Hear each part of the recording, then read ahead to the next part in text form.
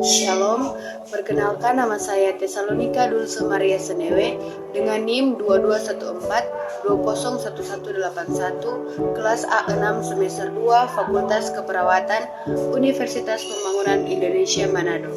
Tujuan pembuatan video ini untuk memenuhi tugas ujian akhir semester mata kuliah komputer dasar dengan dosen pembimbing Enci Mary Mainitayu STMkom. Komputer adalah alat yang dipakai untuk mengolah data menurut prosedur yang telah dirumuskan. Kata komputer semula dipergunakan untuk menggambarkan orang yang pekerjaannya melakukan perhitungan aritmatika dengan atau tanpa alat bantu. Tetapi arti kata ini kemudian dipindahkan kepada mesin itu sendiri. Asal mulanya, pengolahan informasi hampir eksklusif berhubungan dengan masalah aritmatika. Tetapi komputer modern dipakai untuk banyak tugas yang tidak berhubungan dengan matematika. Sejarah perkembangan komputer. Perkembangan teknologi komputer yang dijabarkan dibagi atas beberapa generasi, berdasarkan atas komponen-komponen yang digunakannya, mulai dari yang berukuran big hingga mikro, yang sejalan juga dengan kerumitan komponennya. Perkembangan komputer generasi pertama. Komputer generasi pertama berawal dari tahun 1942 hingga tahun 1959.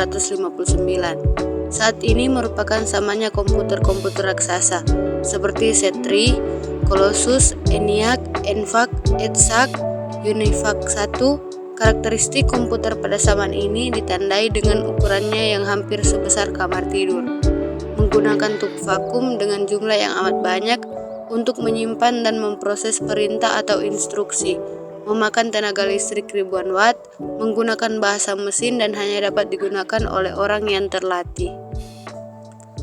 Ciri-ciri komputer pada generasi pertama adalah sebagai berikut. 1. Komponen elektronikanya dari tabung hampa atau vakum tube. 2. Program dibuat dalam bahasa mesin atau mesin language, yang programnya tersimpan dalam memori komputer. 3. Programnya masih menggunakan bahasa mesin dengan menggunakan kode 0 dan 1 dalam urutan tertentu. Komputer generasi pertama memiliki sifat-sifat sebagai berikut. 1. Ukurannya besar dan memerlukan tempat yang sangat luas. 2. Banyak pendingin atau AC karena banyak mengeluarkan panas. 3. Prosesnya relatif lambat. 4. Memerlukan kapasitas untuk menyimpan data kecil. Perkembangan komputer generasi kedua. Zaman ini dimulai dengan pemakaian transistor dan dioda sebagai pengganti dari tub vakum sehingga size-nya lebih kecil dibandingkan generasi pendahulunya. Penemuan lainnya yaitu penggunaan memori inti magnetik yang berfungsi menyimpan data sehingga lebih cepat dalam pemrosesan data, serta bahasa mesin telah digantikan dengan bahasa assembly atau Fortran dan COBOL yang memudahkan dalam pengoperasiannya. Ciri-ciri komputer generasi kedua adalah sebagai berikut. 1. Komponen elektronikanya dari transistor. 2. Program dibuat dengan assembly language, common business oriented language atau COBOL, dan formula translator Fortran dan Algol. Contoh komputer pada generasi kedua adalah DEC PDP-8, IBM 700 dan IBM 7094. Pabrik yang memproduksi UNIVAC, IBM, Xerox, Honeywell, CDC atau Control Data Corporation, dan NCR. Contoh mesin IBM atau IBM 1620, IBM 1401, IBM 7070, IBM 7080, IBM 7094, UNIVAC 3, CDC 6600 Super dan CDC 7600, Xerox 5500, Honeywell 400, PDP 1 dan 5. Perkembangan komputer generasi ketiga. Era baru komunikasi komputer mulai menampakkan kakinya pada momentum ini. Sebagian besar perusahaan-perusahaan besar menerapkan sistem online dengan menggunakan terminal jarak jauh dalam pemakaian komputer. Teknologi ini tentunya didukung pula oleh kinerja komputer yang semakin baik dari segi penggunaan hardware maupun software.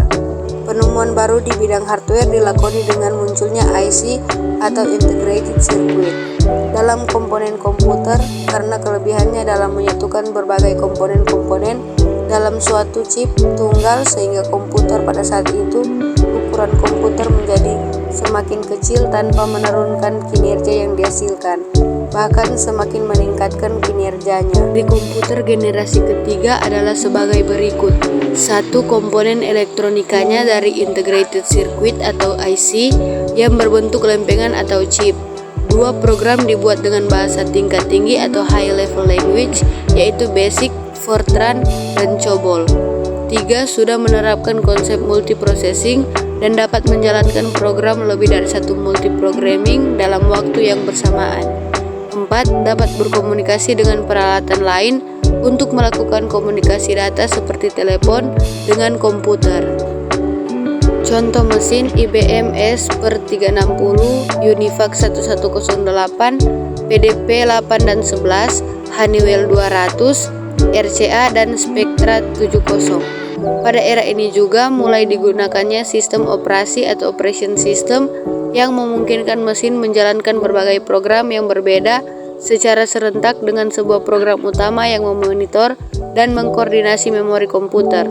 Sistem operasi komputer pada generasi ketiga adalah Unix dan Windows, walaupun grafiknya masihlah sangat minim. Perkembangan komputer generasi keempat. Melihat perkembangan dunia komputer yang tingkat pertumbuhannya sangat tinggi, mulai dari generasi awal hingga sekarang ini, dapat kita prediksikan bagaimana karakteristik komputer pada generasi mendatang. Mungkin saja komputer nantinya tidak harus terus didikte oleh manusia, tetapi ia sudah dapat melakukan segala sesuatunya sendiri. Boleh dikata kemampuannya sudah menyerupai kepandaian manusia. Kemampuan seperti itu atau kecerdasan buatan atau artificial intelligence kini aktif diteliti oleh negara-negara maju seperti Jepang dan Amerika Serikat. Contoh PC atau personal komputer. Teknologi IC komputer generasi ini yang membedakan antara komputer mikro dan komputer mini serta mainframe. Beberapa teknologi IC pada generasi ini adalah prosesor 6086, 80286, 80386, 80486, Pentium 1, Celeron, Pentium 2, Pentium 3, Pentium 4, Dual Core, Core 2 Duo, Quad Core, Core i3, i5, i7, Ivy Bridge atau buatan Intel, dan ada juga AMD K6 dan Athlon dan sebagainya. Generasi ini juga mewujudkan satu kelas komputer yang disebut komputer super. Perkembangan komputer generasi kelima atau sekarang ini. Pada generasi ini ditandai dengan munculnya LSI atau Large Scale Integration, yang merupakan pemadatan ribuan mikroprosesor ke dalam sebuah mikroprosesor lain. Selain itu juga ditandai dengan munculnya mikroprosesor dan semikonduktor.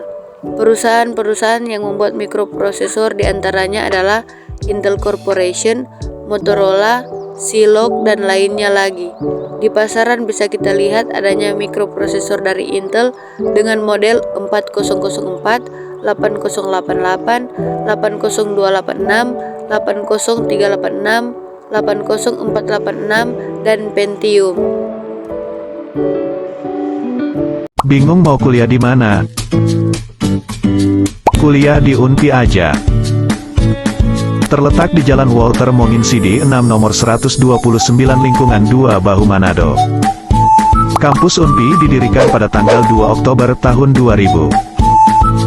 Kampus UNPI mempunyai 6 fakultas, yaitu yang pertama Fakultas Keperawatan, Fakultas Pertanian, Fakultas Ilmu Sosial dan Ilmu Politik, Fakultas Hukum, Fakultas Teknik, dan Fakultas Sastra. Info selengkapnya bisa dilihat di media sosial UNPI.